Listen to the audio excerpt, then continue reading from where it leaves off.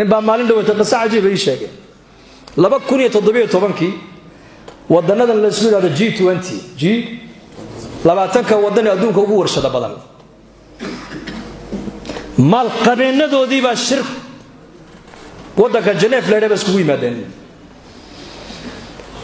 dhakhtarku ka aqoon badnaa caalamkana way ku casuumadeen shirkii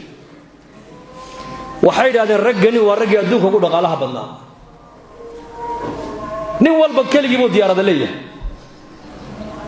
rag waxa ku jira wadanadan ka maal badan wadanadan qaar baa 6 wadan ka maal badan 6 dawladood isku tagay qaar ka dhaqaale badan yihiin waxay leeyihiin laakiin raaxa ma hayno maxay yiraahdeen raaxa ma hayno dawooyin badan waad hesheen annaguna waxaan diyaar la nahay inaan nimaal galino ee waxaad keentaan cimriga bini aadanka sidii loo biirin lahaa daawadeeda doondoonkeena bay yiraahdeen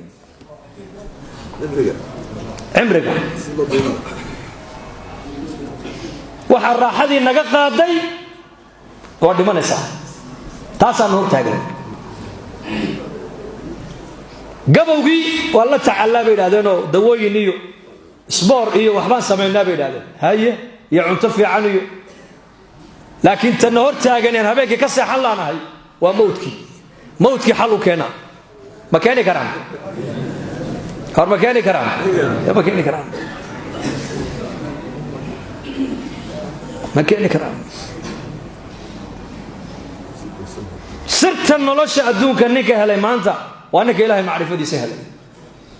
sida rabbiga ka doonaya adigu yeel nolosha adduunyada Ilaahay ba ku fuday